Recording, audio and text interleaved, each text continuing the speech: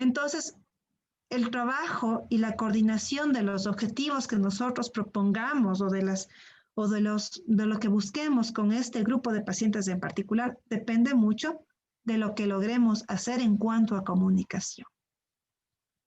Una correcta comunicación implica que las recomendaciones clínicas sean lo suficientemente bien dadas. Y aquí comenzamos porque tenemos la mala costumbre de hablar con las familias o con los pacientes como que estamos leyendo un libro o como que estamos hablando con el colega. Es importante y es importantísimo que ustedes o que no todos como familia, si es que algo no nos queda claro, pidamos que se repita. Eso es una correcta comunicación. Que sepamos y que entendamos cuáles son los pros y los contras. ¿Qué diferencias tenemos en la efectividad? El costo-beneficio. Porque podemos ofrecer técnicamente muchas cosas muy buenas. Muchas de ellas no se realizan en el país, muchos de los insumos no tenemos en el país, es muy costoso traerlo. Y sí, estos procesos demenciales son procesos cuya evolución, digámoslo así, hace que los gastos lleguen a ser onerosos. Y sabemos que no siempre hay esas posibilidades también. Entonces, ya surgen definiciones como tal en cuanto a las voluntades anticipadas. Una de las primeras definiciones fue dada por Berrier, que está dado desde el punto de vista de bioética, y la definen como un proceso donde las declaraciones o las cosas que los pacientes determinan son dadas con anticipación. Y llegado el momento en el que nosotros no seamos competentes, esa determinación o esa petición se la realice. Desde hace algunos años en el país ya contamos con un comité de bioética, con un comité nacional de bioética, y de hecho este comité desarrolló un documento que se llama Voluntad Vital Anticipada. Esta voluntad vital anticipada o este documento fue desarrollado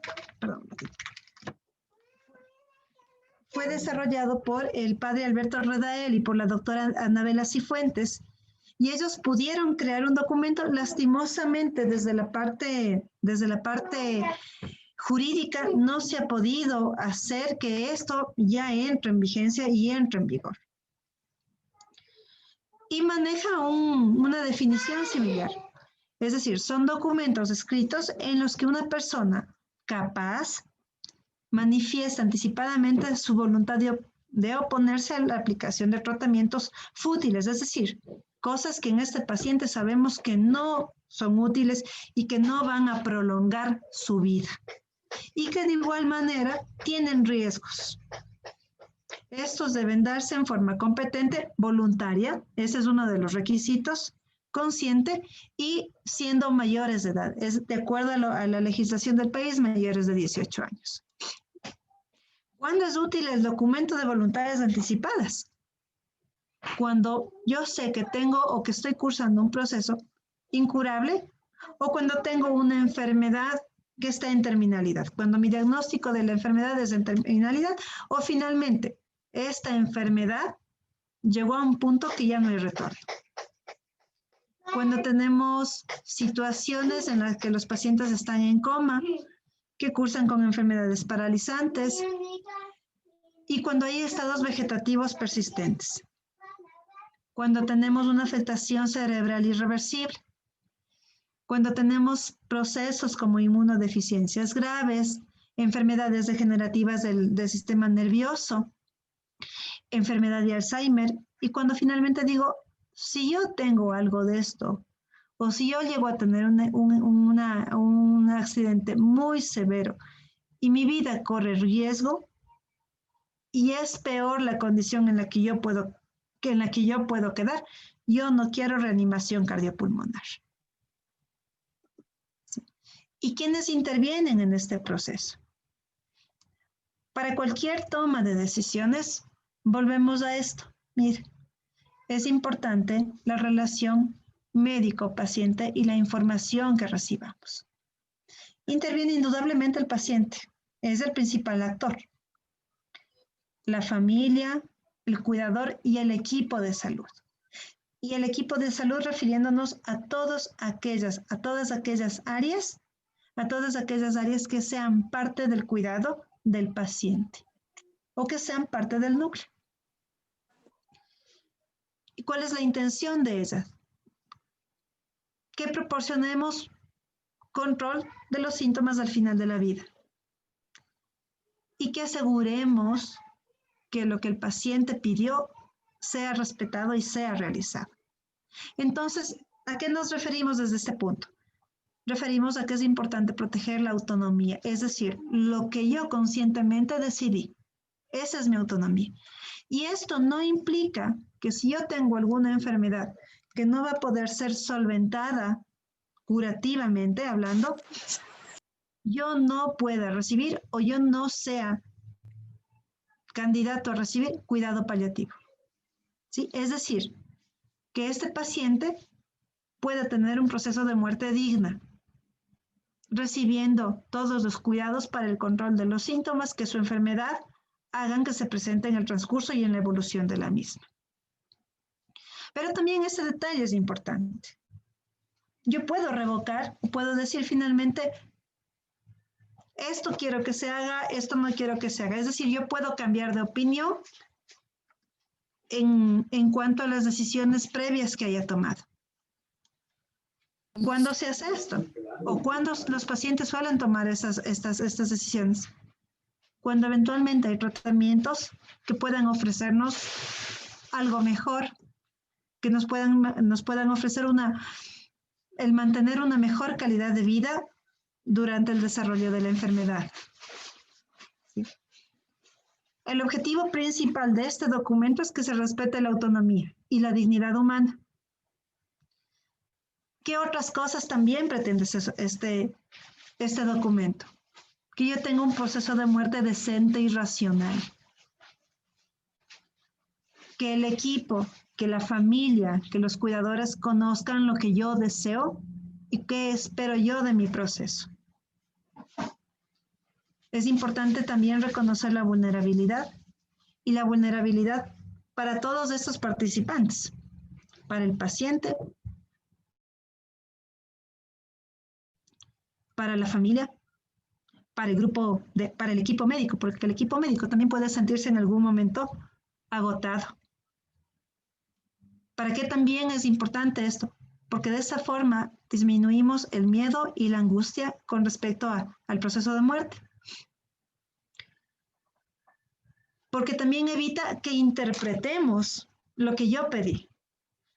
Aquí entran muchas veces que vemos que con familias entran en juego yo pienso que quiso decir esto. No, porque yo sé que no le gustaba esto y le gustaba lo otro. Entonces, para mí es esto. Y las familias finalmente llegan a entrar en un conflicto importante porque no sabemos para qué lado jalar y cada uno quiere jalar para su lado. Generalmente siempre habrá alguien que tome las decisiones en circunstancias difíciles. Porque es el cuidador principal, porque es parte del núcleo, porque es quien mejor conoce, porque es quien cuida, porque es quien vive con este paciente. Esta persona tiene que recibir soporte. Hace un rato yo usaba un término, la mochila es pesada, hay que ayudar a descargar esa mochila. Porque podemos pensar que lo que estamos haciendo no es correcto, porque podemos pensar que lo que estamos haciendo no es suficiente, porque nunca faltará alguien que con muy buena voluntad nos traiga información nueva en cuanto a excesos tentativamente o a tratamientos no útiles, ¿sí? Porque esto también facilita la adecuación del tratamiento de acuerdo a cada condición clínica. ¿Cuántas veces hemos visto abuelitos con antecedentes de demencia, con enfermedad cerebrovascular en terapias? ¿Y cómo es ese proceso de muerte? Y eso también, hay que decirlo, que como equipo médico podemos cuidarnos. Bueno, déjame ¿Y ante qué situaciones? En que a veces sí nos encontramos con familias que no llegan a acuerdos y que no llegan a acuerdos precisamente con quién es el cuidador principal. No llegan a acuerdos a veces aunque a ustedes les parezca un ejemplo bobo, no llegan a acuerdos ni siquiera en qué quieren ponerle, en qué saco le van a poner, en cómo quieren que se siente, en qué silla es mejor. La familia tiene que estar muy clara y toda la información que se registre tiene que estar muy clara en cuanto a los cambios que vamos viendo y a las decisiones que el paciente ha ido tomando y hasta cuándo le ha sido posible tomar esas decisiones. ¿Cuáles son las fortalezas de este instrumento? Para el paciente, indudablemente que se respete la autonomía. Volvemos a mi deseo y el respeto de mi integridad como persona, ¿sí? Y que de cierta forma este paciente siga siendo quien lidere al equipo. ¿Por qué se fomenta su independencia? Sigue manteniendo su rol de persona y de individuo. En cuidadores, al tener un poco la película más clara de qué es lo que desea, la ansiedad y el estrés es menor. ¿Qué otra cuestión? Que los cuidadores sean escuchados y que también les podamos brindar herramientas adecuadas para su autocuidado, porque sí, hay que saber que el cuidar a un paciente o a un abuelito con un trastorno demencial en fase avanzada no es sencillo, primero. Segundo, cuando los cambios de carácter, los cambios de humor son más evidentes, más frecuentes y más severos, a veces escuchamos cosas que duelen y que golpean. Entonces, aquí esto es clave, tener cuidadores cuidados. Y en el equipo médico, ¿por qué es importante? ¿Cuál es la fortaleza para el equipo? Que al conocer las decisiones o las voluntades anticipadas de nuestro paciente, sabemos qué cosas tenemos que cuidar a futuro, qué debemos evitar y en qué debemos tener mucha más precaución. Como toda herramienta también tiene sus limitaciones. En el país no tenemos un sustento jurídico y eso es terrible. Y eso es terrible porque muchas veces se irrumpe de una forma muy fría los procesos de enfermedad de los pacientes. Este detalle, falta de claridad sobre el lugar, nuestros sistemas de salud o la transferencia que tienen nuestros pacientes del sistema de salud hacen que información valiosa se pierda. Que haya detalles del proceso de enfermedad que no esté clara para los cuidadores ni para el paciente. Que finalmente no sepamos o no estemos claros cómo es el proceso de enfermedad ni qué espero yo a corto, a mediano y a largo plazo. Que exista alguna situación clínica que yo considere irrelevante. Como dicen, me dijeron que tengo esto, le dijeron que tiene esto y fue como oír llover. Que no tengamos un adecuado registro de los datos, de la información, de la historia clínica, que esté incompleta. Ese es un error garrafal. Que el equipo médico tenga muy poco tiempo. Nuestros pacientes y nuestros cuidadores se merecen tiempo. Y una consulta, una visita, no toma media hora. Este es un proceso que el poder hacer una evaluación adecuada, por lo menos nos tomará entre 2 horas, si no un poco menos, sino un poco más. Y que no contemos con una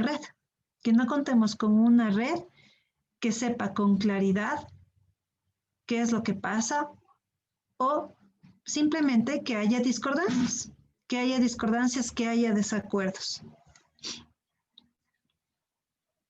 ¿Y en qué se basa las voluntades anticipadas? Se basa en el consentimiento informado, es decir, yo decido qué hacer.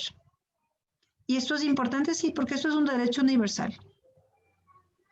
Y esto sí está reconocido dentro de la ley, dentro de la legislación ecuatoriana. ¿Y qué me da también? En que yo sea capaz de decidir y de planificar qué hacer conmigo cuando yo esté en una condición de incapacidad, cuando yo tengo una enfermedad terminal y si la muerte finalmente es inevitable. ¿Sí? ¿En qué nos ayudan las voluntades anticipadas? Primero, a que se fomente la autonomía, a que tengamos, que el personal médico esté enfocado en hacer el bien, es decir, en hacer aquellas cosas que son necesarias. Evitar todo aquello que sea más perjudicial para estos pacientes. Tanto la autonomía, la beneficencia y la no maleficencia son los 4 preceptos que como pacientes nos cuidan, nos protegen. ¿Sí? Y yo quería ponerles esta foto porque esta foto dice mucho. Yo quisiera que nos pongamos en los zapatos, que veamos estas 2 circunstancias. La soledad de este individuo es inmensa. Y no sabemos cuánta lesión me va a causar esto en mi piel. El tener el pi, pi, pi, es terrible. A veces no soportamos el ruido del televisor, pero una máquina que nos esté pitando todo el tiempo al lado, en un ambiente feo, solo, pálido. Y miren lo que tenemos acá. A lo mejor esta es mi habitación. Y a mí me gustaba la lectura. Este era mi libro favorito. Y a este abuelito a lo mejor su nieto le está ayudando y le está dando una caricia y está haciendo parte del cuidado porque le da el masaje, porque le pone la crema. Y saben que a mí me gustan las flores. ¿Y cuál es mi música favorita? Esta es mi cama. Esta es mi almohada. Estas son mis sábanas. Aunque 5 estrellas, ningún sitio va a tener el sabor de la comodidad de mi cuarto. Y algo que se mantiene intacto hasta el final es el oído y el tacto.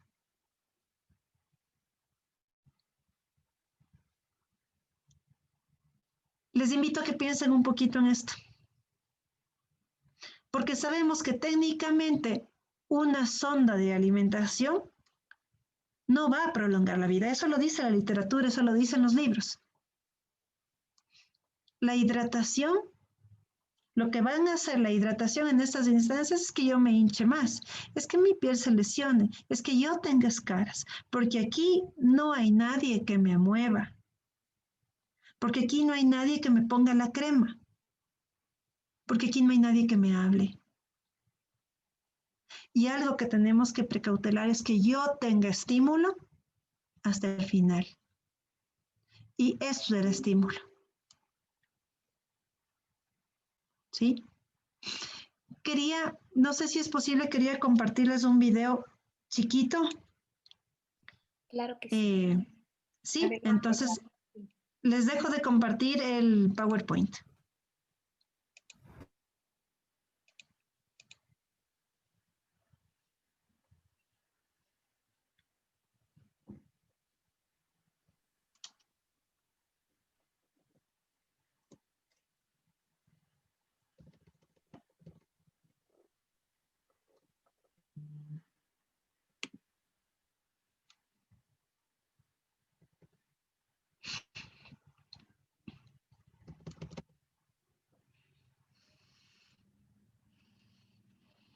¿Vuelves a compartir la pantalla, Gaby? Ya, un ratico. Claro. Ya, creo que sí. Espérame un ratito. Aquí estoy. Sí. Ahorita. Ya. ¿Ahí? Está Sí. completo. Ujú. Ya.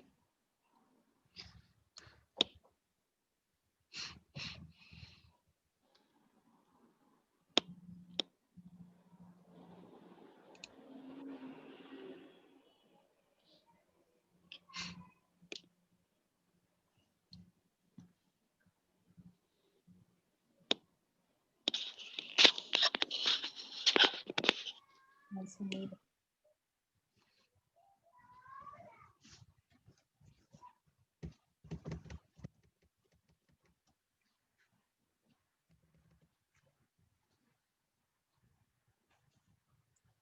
Gaby, tenemos un problema con el sonido. Oh.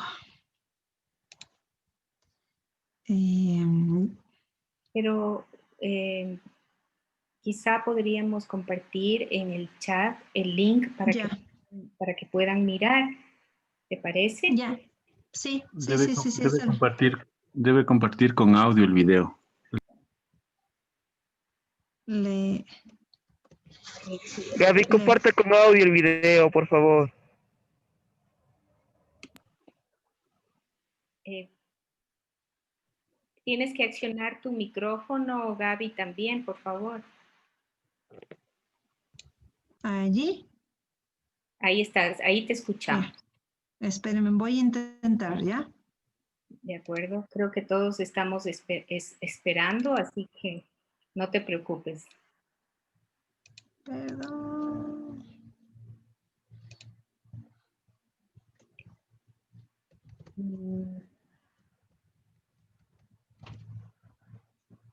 No, No.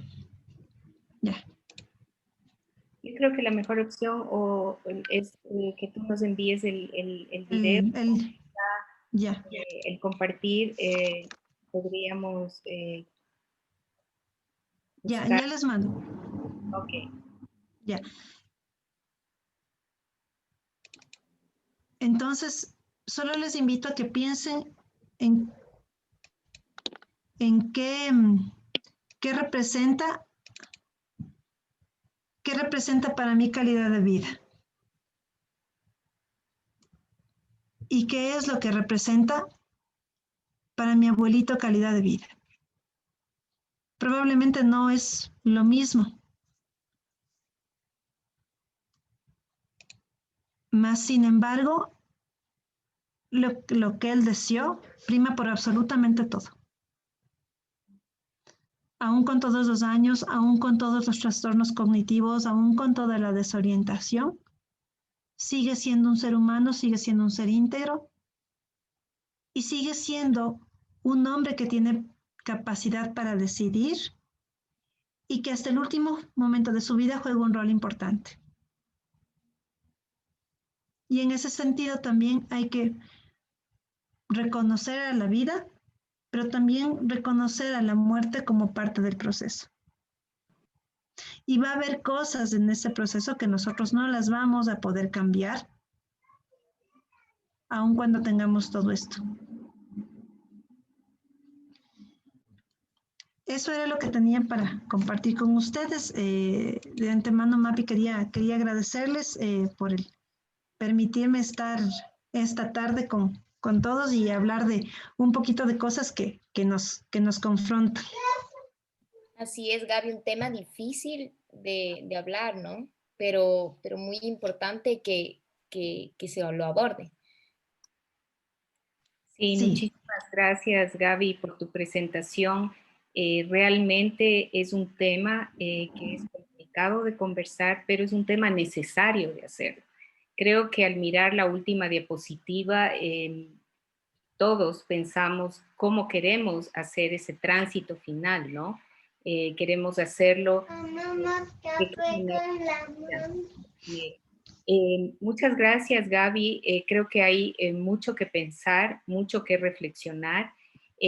Sobre todo, les vamos a pedir que a través del chat ustedes hagan las preguntas para Gaby y mientras ustedes escriben, Gaby, me parece importantísimo lo que tú dijiste de este cuidado centrado en la persona, ¿no? Finalmente es pensar que la persona a la que estamos cuidando, porque la mayoría de las personas que están aquí son personas cuidadoras, Cuidadoras. personas con demencia. Entonces, los cuidadores sienten esta difícil tarea de enfrentarse a esta última etapa y qué decisiones en verdad tomar. El año pasado tuvimos ya un primer acercamiento de este tema a través de la parte legal con la doctora Maritza López, y ella nos decía que efectivamente el documento de las voluntades anticipadas no está todavía en nuestra legislación. Pero creo que hay una importante respeto, como tú dices, a esa dignidad de la persona, de esa dignidad de la que hablamos desde la Fundación TASE y desde el voluntariado de la Fundación TASE, de respetar, ¿no? De respetar esas voluntades que son necesarias conversarlas apenas se conoce el diagnóstico. Enfermedad. E incluso antes de esto, o sea, cada una de las personas que están conectados ahora, que son cuidadores, les invitamos a que piensen, a que compartan con sus familiares de esto. Y la pregunta, claro, ¿es posible en el Ecuador esto, Gaby? Por ahora, Sí, sí es posible porque de hecho desde la parte legal, si lo hablamos así, la autonomía, que es mi derecho, está reconocida en la legislación. Entonces, yo como individuo tengo la capacidad de decidir qué quiero que hagan conmigo. Y allí hay otra herramienta clave también. Siempre es importante volver y revolver con la información que yo necesito saber. Por eso yo les decía, si tenemos que hablar un millón de veces sobre el mismo tema, por ejemplo, alimentación, porque vamos viendo que nuestros pacientes con demencia son pacientes cuya capacidad de deglución, cuya capacidad de alimentación cada vez se ve mucho más limitada. ¿Qué vamos a hacer cuando finalmente ya no pueda comer? ¿Cómo voy a administrar medicamentos? Desde ese punto, primero, ya hay estudios, hay revisiones sistemáticas, es decir, son estudios grandes que nos dicen, no se ha visto, por ejemplo, no se ha visto que una sonda conectada a la barriguita va a darnos tiempo. Porque eso es una de las cosas que quizá pedimos más o por las que protestamos más. Yo quiero un tiempo más. Culturalmente somos un país y somos una sociedad en la que todo lo celebramos con comida. El cumpleaños, el fútbol, la ganancia, la pérdida, todo es comida. Alguien me decía alguna vez, yo no le pondría una sonda porque para él el momento de la comida era un momento súper especial, era un momento de disfrutar, era un momento de compartir, era un momento de saborear. ¿Qué le estoy brindando yo cuando le pongo una sonda? Primero que la sonda no es ninguna panacea. Tiene sus riesgos también. Y más aún cuando sabemos que nuestro paciente con trastorno demencial es un paciente que biológicamente va a cambiar mucho y sigue cambiando mucho. Porque el movimiento de su intestino no es el mismo, porque porque a la par del deterioro cognitivo vamos teniendo muchas otras alteraciones que traen otros problemas. Entonces, ahí la pregunta ¿es útil aplicar esta medida en este paciente? Esa es la herramienta, pensaría yo también. Y aquí viene, aquí viene toda la información que la gente necesita. El brindar toda la información que los pacientes necesitan, que las familias, más que el paciente en ocasiones, sin ser peyorativa,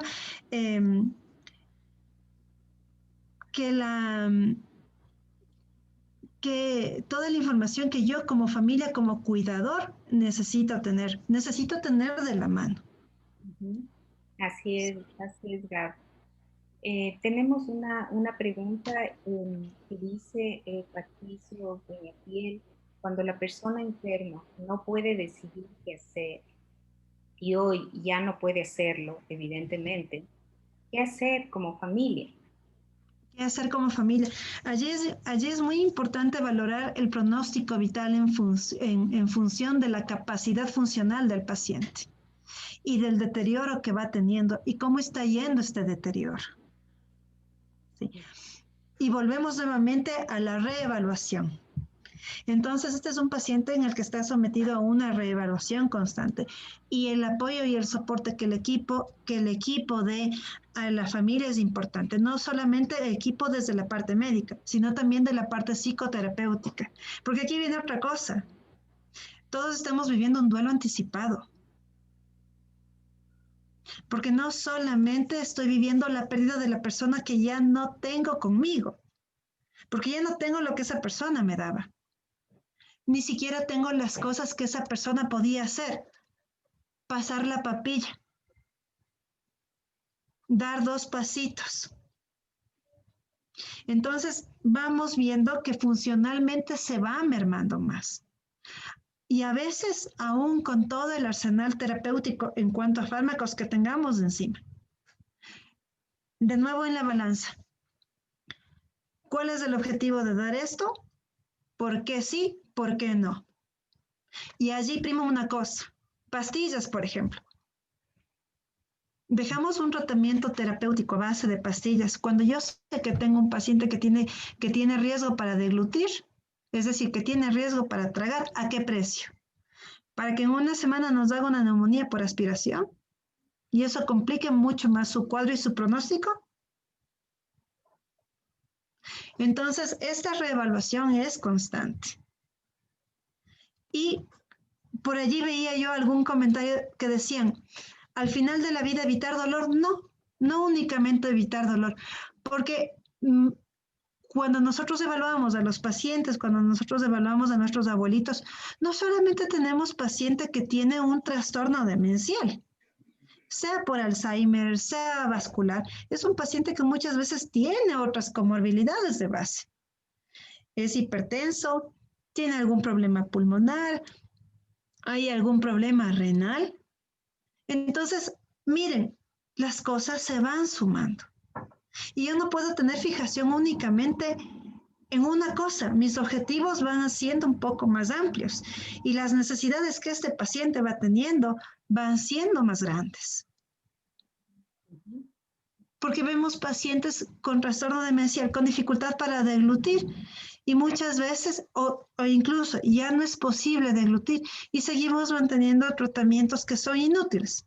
Con todo el respeto al resto de colegas, por ejemplo, los colegas endocrinólogos, sabemos que quizá la levotiroxina no va a hacer diferencia.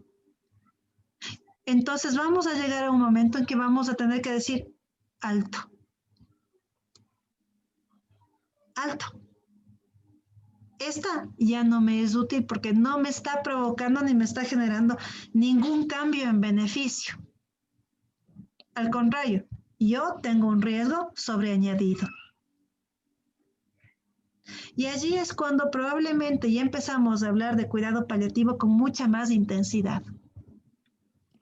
Mucha más intensidad en el sentido de que el cuidado paliativo no implica únicamente cubrir dolor. Porque muchas veces los pacientes demenciados no tienen dolor. Pero sí tengo trastornos neurológicos. A veces hay crisis convulsivas, a veces tenemos trastornos o cambios de la conducta importantísimos. Pero no nos olvidemos que habíamos hablado de que el manejo centrado en el paciente es un manejo que no habla solamente o que no procura cuidarle solamente al paciente. Yo tengo que afianzarme en esta otra parte que era su marco, su entorno social. Yo necesito esas 2 esferas bien cuidadas y bien estructuradas. Porque si yo carezco de esto, ¿qué va a pasar con mi paciente? Queda a la deriva. Pero este cuidador necesita soporte. Y el soporte tiene que dar el equipo. El equipo sanitario, médicos, enfermeras, fisioterapeutas, psicólogos, que es a veces de lo que menos hablamos. A veces a la cuestión de la intervención por psicología, la tomamos como, ¿y por qué me mandan a mí al psicólogo si yo estoy bien? Es que no se trata de que estemos bien o mal mentalmente. Se trata de que indaguemos cuáles son también nuestros miedos, porque esa situación, ese punto nos confronta y nos confronta directamente y nos confronta abiertamente. Porque nosotros, si identificamos como cuidadores, nosotros sí identificamos que las herramientas se nos están acabando. Clínicamente, terapéuticamente, vemos que lo que antes yo lograba solventar con X cosa, ahora ya no puedo. Ahora ya no es útil. Ujú. Sí. Es un tema muy delicado, Gaby, te agradecemos muchísimo por este abordaje tan transparente, tan real de lo que tú estás comentándonos. Sí, preguntan si la medicación, los medicamentos son vitales. Un poco ya respondiste al respecto, ¿no? O se pueden prescindir de la medicación. Pero hay una pregunta que nosotros escuchamos quienes trabajamos con los cuidadores con respecto a la sonda, que tú también ya topaste este tema. Pero claro, viene esta otra parte de decir, la deja de alimentar, si le dejas de alimentar, le dejas morir, ¿no? Entonces, si no se ha hecho una voluntad anticipada, son temas muy complicados, pero yo creo que desde tu experiencia trabajando con personas que han pasado por esto, ¿cómo se debe abordar este tema que en verdad es muy delicado? Yo creo que estableciendo de plano cuáles son las inquietudes y los miedos que como familia tenemos. Y haciéndolo abiertamente porque aún cuando estamos en la familia nos cuesta hablar de esto. Porque nos duele. Porque nos golpea. Siempre en la familia podemos identificar que hay alguien, quizá que es quien lleva las riendas, quizá que hay alguien más sensible, quizá que hay alguien más coherente, quizá que hay alguien más lógico. Sin embargo,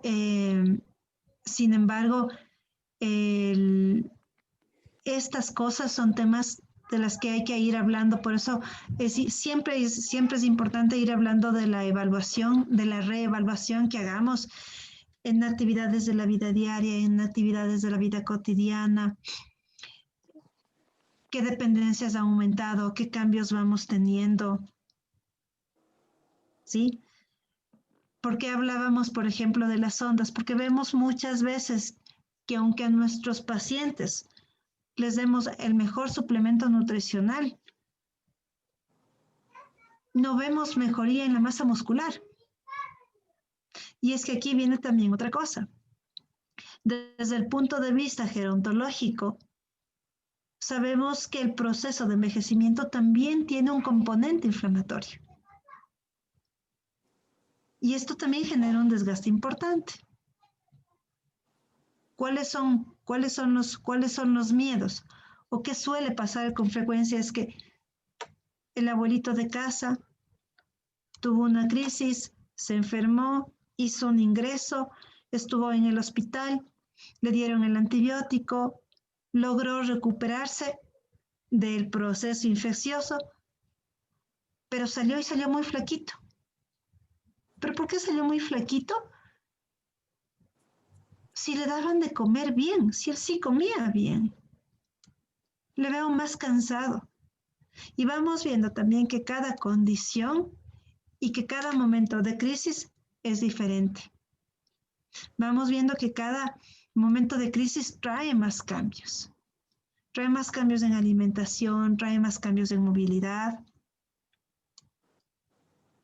Entonces, las aristas o las puntas que esta estrella tiene son varias. Y esas cosas son las que muchas veces nos cuesta reconocer, porque son sutiles. Y el común es, a veces pensamos que va a pasar, que va a mejorar. Pero a veces también es como no quiero ver, efectivamente. Creo que muchas, no, o la mayoría de veces enfrentado a este último momento es ese taparse los ojos y no enfrentar la realidad. Por eso son estas charlas, por eso es esta invitación a la doctora Gabriela Moya para poder hablar abiertamente de este tema que ya hablamos desde el campo legal y también desde la experiencia de Sandra Ruiz, fue una invitada el año pasado española que contó cómo funcionan las voluntades anticipadas en España. Anticipadas. Sí, funciona. Sí, Ahí sí. es otra cosa. Exactamente. Es otra cosa, es otra realidad. Pero hay alguien que pregunta, el documento este de las voluntades anticipadas refiere a quién tomará las decisiones cuando ya no esté en condiciones de hacerlo.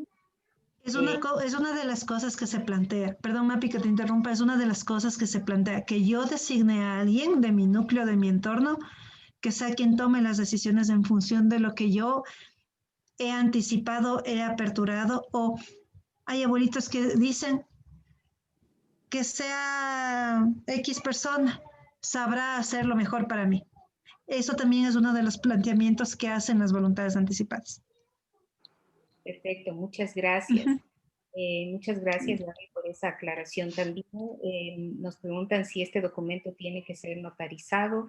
Nos explicó la doctora, la doctora Maritza López que puede ser notarizado, pero mientras no haya una legislación, no tendría esa validez, ¿no? Pero sí no tiene validez, así es.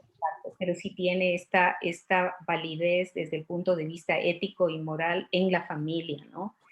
Claramente tú nos has hablado de compartir estas decisiones entre la familia, la persona cuando pueda hacerlo, pero también un equipo terapéutico, ¿no? Estamos hablando de un equipo que lo que promueve es respetar la dignidad de la persona que está intentando este paso de transición. Así es. Alguien nos dice, María del Carmen de Sade nos dice, interesante, gracias por compartirlo, y nos pone, no come porque está muriendo. Y es que va a haber cambios, exacto. O sea, es doloroso. Y es que va a haber cambios y cosas con las que no vamos a poder pelear. Aun cuando el equipo médico tenga los conocimientos, no somos infalibles. No somos infalibles en el sentido de poder curar. Digo, hasta mi época no son muchos años. La parte paliativa no se la topaba. Y el enfoque de enseñanza seguía manteniéndose en el curar, curar, curar, curar. Y tentativamente sí se veía como, no sé si malo, pero se veía como perdí el juego cuando un paciente partía. Ahora viene la otra parte. ¿Cómo parten los pacientes? ¿En qué condiciones? ¿A qué precio? Entonces, yo creo que eso también es algo que hay que ir estableciendo y que hay que ir pensando. Y les insisto en esto, lo que para mí como familiar representa calidad no necesariamente tiene que ser igual para el abuelito o para la abuelita. Efectivamente. Y es igual de valioso e igual de importante lo que piense. A mi deseo, yo diría, no sé, mi deseo de quiero más tiempo. Muchísimas gracias, Gaby. Hay felicitaciones para ti. Dios les pague. Muchas gracias por de A y B. Nos agradecen también y nos felicitan por tenerte y por hacer estas charlas que son tan efectivas. Muchísimas gracias a ustedes, cuidadores que se conectan, que están pendientes, y juntos de la mano creamos esta red de cuidadores que vamos aprendiendo cómo enfrentar las diversas etapas de la demencia y eso es lo importante, el seguir aprendiendo, el tener la mayor cantidad de elementos, conocimientos que nos ayuden a tomar las mejores decisiones para enfrentar el cuidado. Yo creo que nos tienes que regalar el link que nos pusiste del video, que es importantísimo, que nos están viendo. Hay gente que está conectada desde Argentina, desde diversas partes. Muchísimas gracias a todos, a todas las personas que están conectadas, escuchando este tema tan fuerte y con decisiones tan difíciles. Creo que si quieres tú dejarnos una última reflexión para ir cubriendo esta charla que ha sido realmente impactante y que estamos muy felices, Gaby, de haberte escuchado y haber aprendido. Bueno, primero, de nuevo agradecerles infinitamente, Dios les pague por el regalarme a mí este espacio. Uno siempre aprende de las familias, pero sobre todo aprende de los pacientes y de los abuelitos. Perdón si ven algo aquí, es mi gato, perdón. Más, sin embargo, perdón, disculpe. Más, les invito a que primero que como familias, como cuidadores, siempre preguntemos y siempre exijamos lo que por derecho tenemos, información. Eso no puede sernos negado de ninguna manera, porque cuando uno tiene las cosas claras, uno puede decidir en firme. Esa es la única herramienta y la única guía que nos ayuda a tomar una decisión, a lo mejor sí dolorosa, pero con certeza. Porque lo que menos se quiere es causar más daños de lo que un proceso ya ha venido haciendo. Muchísimas gracias, Gaby. Creo que es muy claro el mensaje.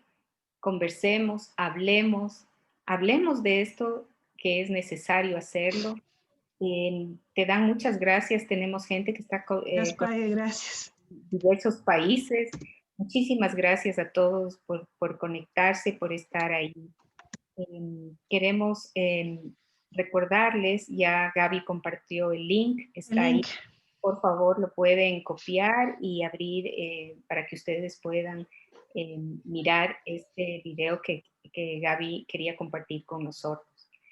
Muchísimas gracias a todos nuevamente por estar conectados. Muchísimas gracias, Gaby. Realmente Gaby estuvo en el Congreso Interamericano de Alzheimer como invitada en el 2019. Volvemos a tener el gusto con nosotros. Muchísimas gracias, Gaby, de corazón. Gracias a todos. Solo decir que este es nuestro primer encuentro con Latido del año 2021, que les invitamos a que sigan conectados en las redes sociales de la Fundación TASE. Siempre hay información para ustedes muy valiosa. Recuerden que el voluntariado de la Fundación TASE piensa en los cuidadores, piensa en ustedes, trata de llegar de la mejor manera, dándoles herramientas para que ustedes puedan vivir de la mejor manera, ustedes integrando esta necesidad de autocuidado, pero también el cuidado que deben dar a sus familiares para mejorar su calidad de vida. Nosotros rescatamos la dignidad de las personas con demencia. Ustedes son la voz de ellos. Les pedimos que ustedes también levanten esta voz por la dignidad de los adultos mayores con demencia. Quiero contarles que los cuadernidos de estimulación cognitiva que nosotros, gracias a una donación, lo pudimos hacer, están todavía para ser entregados. Tenemos en Quito y en Guayaquil hoy por hoy. En Loja nos están ayudando, muchísimas gracias, nos están ayudando a repartir estos cuadernidos. Estamos muy felices de poder llegar donde ustedes. Quisiera contarles que estos cuadernidos ustedes lo pueden encontrar. Vamos a subir esto a las redes sociales, pero tenemos dos sitios. Uno en la parte norte de la ciudad, en La París, N43171. Les voy a poner en el chat para que ustedes conozcan, pero también tenemos en la Floresta, en otro lugar que ustedes podrían retirar. También les quiero comentar que en la ciudad de Guayaquil nos están ayudando a repartir estos cuadernidos. También vamos a subir en las redes sociales para que ustedes lo puedan retirar. Tenemos un cuadernido 1 que es para personas con deterioro cognitivo leve y el cuadernido número 2 que es para personas con Alzheimer de deterioro cognitivo en fase leve.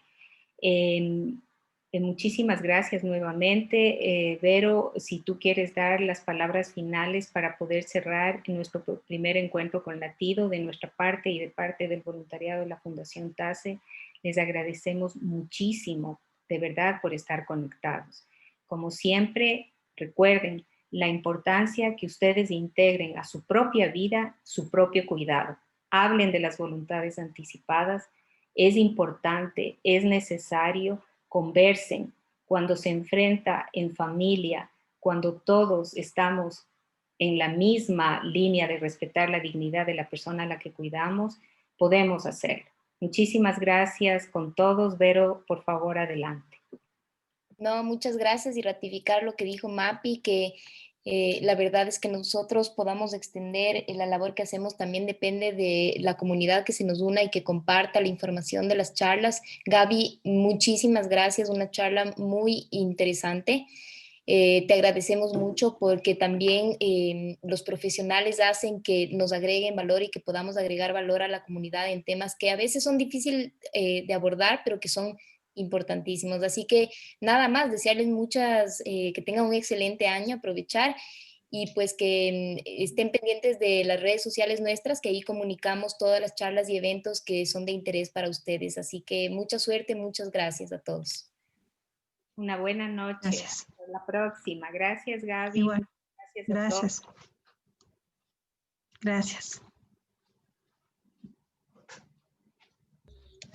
Muchas gracias. Gracias por todo. Gracias, gracias. Muchas gracias a todos. Gracias, Mapi. Gracias, Jimenita. Gracias, doctora.